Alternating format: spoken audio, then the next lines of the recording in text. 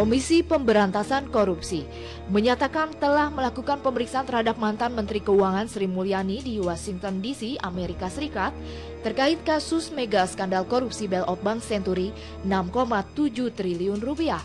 Wakil Ketua KPK Bambang Wijayanto mengatakan bahwa penyidik KPK telah melakukan pemeriksaan terhadap Sri Mulyani yang saat ini menjabat sebagai petinggi Bank Dunia World Bank sejak 30 April 2013. Menurut Bambang, pemeriksaan dilakukan di KBRI Washington DC, di mana Sri Mulyani diperiksa secara kontinu pada tanggal 30 hingga tanggal 3 Mei 2013.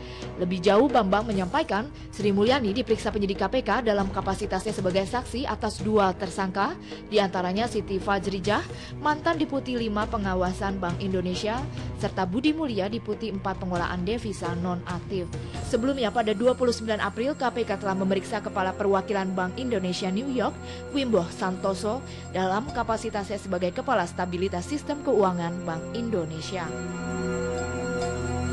Ketua Komisi Pemberantasan Korupsi Abraham Samad berharap Direktur Pelaksana Bank Dunia Sri Mulyani Indarwati dapat bekerja sama untuk memberikan penjelasan dengan benar mengenai kondisi Bank Senturi.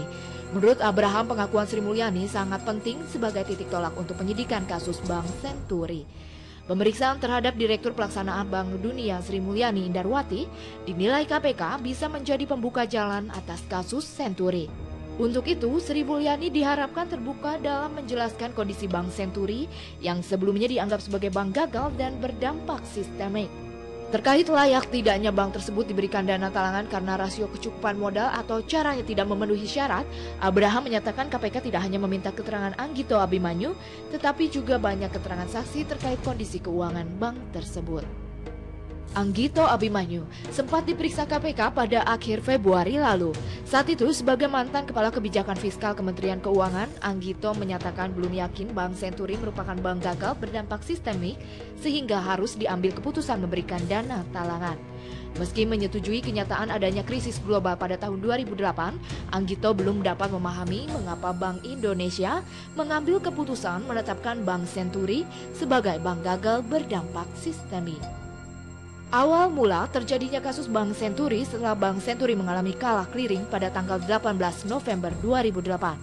Setelah 13 November 2008, pelanggan Bank Senturi tidak dapat mengambil atau melakukan transaksi dalam bentuk devisa karena tidak dapat melakukan clearing, bahkan mentransfer pun tidak mampu.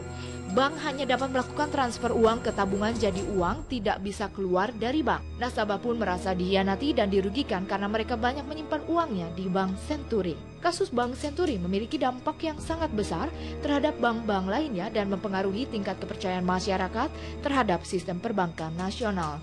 Kasus yang dialami Bank Senturi tidak hanya berdampak pada perbankan Indonesia, tetapi juga berdampak pada perbankan dunia.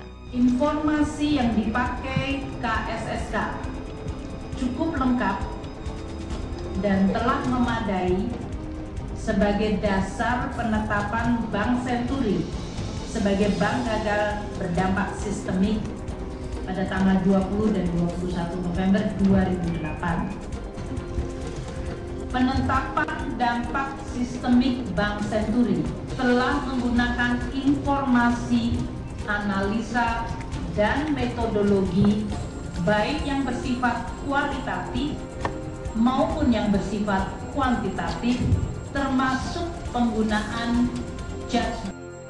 Pemberian bailout atau dana penyertaan oleh pemerintah kepada Bank Senturi yang membengkak hingga 6,7 triliun rupiah dari semula 1,3 triliun rupiah terus menjadi pembicaraan dan perdebatan. Sejak Bank Senturi diributkan terus berkepanjangan hingga hari ini, belum ada penyelesaian untuk kasus Senturi. Meski sejumlah orang penting sudah diperiksa dan sudah dibentuk tim Was Senturi, tapi kenyataannya kasus ini belum juga tuntas terselesaikan. Sebelum kita memanggil pejabat Bank Indonesia itu, kita menyurati Gubernur Bank Indonesia untuk meminta seluruh dokumen, khususnya dokumen surat kuasa Budiono terhadap 3 pejabat yang kita panggil. Sebetulnya bukan hal yang baru, Mas. Jadi saya kasihan juga pada masyarakat yang diberi informasi yang seolah-olah barang bukti baru, padahal itu sama sekali bukan barang baru dan sudah pernah dibahas sebelumnya. Kami ingin terus mendorong agar KPK segera menindaklanjuti apa yang sudah diputuskan. KPK kan sudah memutuskan menetapkan ada pelanggaran hukum dalam kasus pemberian FPJP dan penetapan Senturi sebagai bank gagal berdampak sistemik. Adanya surat kuasa ya yang diberikan yang dari Pak Budiono kepada Deputi Bank Indonesia dalam hal pencairan FPJP itu sendiri, saya kira ini perlu ditelusuri tentang peran dan tanggung jawab Pak Budiono dalam hal pemberian FPJP terhadap Bank Senturi. Itu dari dulu juga pernah ditutup-tutupi oleh Bank Indonesia. Itu sudah diserahkan ke auditor, ke pemeriksa.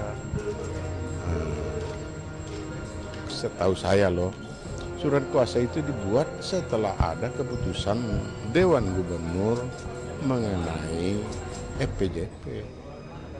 Itu follow up dari keputusan Dewan Gubernur. Sementara terkait pemeriksaan ini, Sri Mulyani belum memberikan penjelasan lebih lanjut.